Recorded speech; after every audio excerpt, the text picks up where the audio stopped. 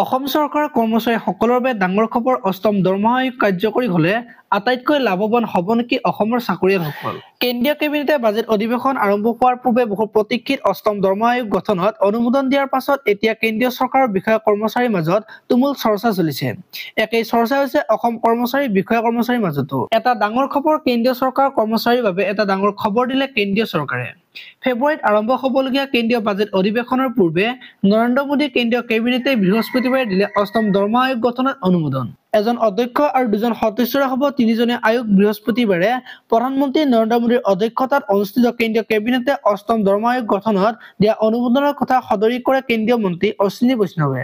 অষ্টম দৰমহা আয়োগৰ পৰা লাভান্বিত হ'ব কেন্দ্ৰীয় চৰকাৰৰ পিয়নৰ পৰা কেবিনেট সচিব পৰ্যায়ৰ বিষয়ালৈ প্ৰায় ৪৯ লাখ বিষয়া কৰ্মচাৰী লাভান্বিত হ'ব।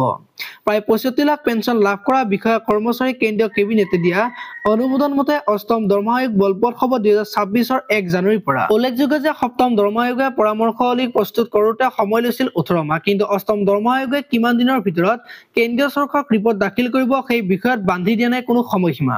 লগতে বিগত দৰমহা আয়োগৰ পৰামৰ্শাৱলী বিকট হৈছিল ১লা এপ্ৰিলৰ পৰা, কিন্তু অষ্টম দৰমহা আয়োগ ২০২৬ ১ জানুৱাৰীৰ পৰাই বলবৎ বা কাৰ্যকৰী হ'ব বুলি কেন্দ্ৰীয় কেবিনেটে জনাইছে অনুমোদন।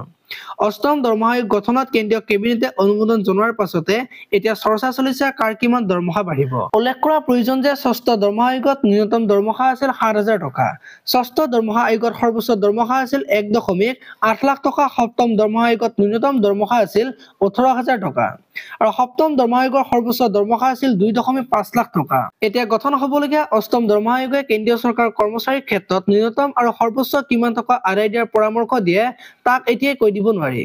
কিন্তু চৰ্চা চলা মতে অষ্টম দৰমহা আয়োগৰ মতে ন্যূনতম দৰমহা হ'ব পাৰে ৩৫,০০০ পৰা ৫১,০০০ টকা আৰু সৰ্বোচ্চ দৰমহা হ'ব পাৰে ৫ লাখ টকা। ইপিনে অষ্টম দৰমহা আয়োগে দিবলগীয়া ফিটমেণ্ট ফেক্টৰক লৈ এতিয়া চলিছে সৰ্বাধিক চৰ্চা। সপ্তম দৰমহা আয়োগে বেচিক পেৰ সৈতে দিছিল ২.৫৭ ফিটমেণ্ট ফেক্টৰ। আচলতে সকলোৰে দৰমহা সমানুপাতিকভাৱে বাঢ়ে যাতে তাৰ বাবে বেচিক পেৰ সৈতে দিয়া ফিটমেণ্ট ফেক্টৰ পূৰণ কৰা হয়। এতিয়া চৰ্চা চলা মতে অষ্টম দৰমহা আয়োগে দিব পাৰে বেচিক পেৰ সৈতে ২.৮৭ ফিটমেণ্ট ফেক্টৰ। এয়া হ'ল অষ্টম দৰমহা আয়োগক লৈ কেন্দ্ৰীয় চৰকাৰৰ বিষয়া কৰ্মচাৰীৰ মাজত চলা চৰ্চাৰ এক দীঘলীয়া তালিকা। এই চৰ্চা আৰম্ভ হোৱাৰ সমান্তৰালকৈ এতিয়া ৰাজ্য চৰকাৰৰ কৰ্মচাৰীৰ মাজতো চলিছে ব্যাপক জল্পনা কল্পনা। চৰ্চা চলিছে অসম চৰকাৰেও কাৰ্যকৰী কৰিব নেকি অষ্টম দৰমহা আয়োগৰ পৰামৰ্শাৱলী। অসম চৰকাৰে বৰ্তমান ভাস্কৰ বৰুৱা ৰাজ্যিক দৰমহা আয়োগৰ পৰামৰ্শ মতে ৰাজ্য চৰকাৰে বিষয়া কৰ্মচাৰীক দৰমহা দি আছে। ৰাজ্য চৰকাৰৰ বিষয়া কৰ্মচাৰীয়ে পাই আছে কেন্দ্ৰীয় চৰকাৰৰ দৰমহাৰ সমপৰ্যায়ত।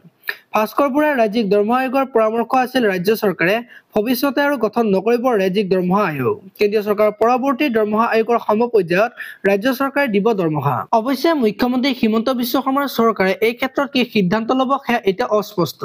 ৰাজ্যৰ বিষয়া কৰ্মচাৰীৰ আশা অসম চৰকাৰে গ্ৰহণ কৰিব আৰু কেন্দ্ৰীয় চৰকাৰৰ অষ্টম দৰমহা আয়োগৰ পৰামৰ্শ।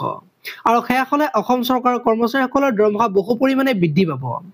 আপোনালোকে এনেকুৱা ধৰণৰ খবৰবোৰ পাই থাকিবলৈ চেনেলটো ছাবস্ক্ৰাইব কৰি ভিডিঅ'টোত এটা লাইক কৰি দিব। ধন্যবাদ।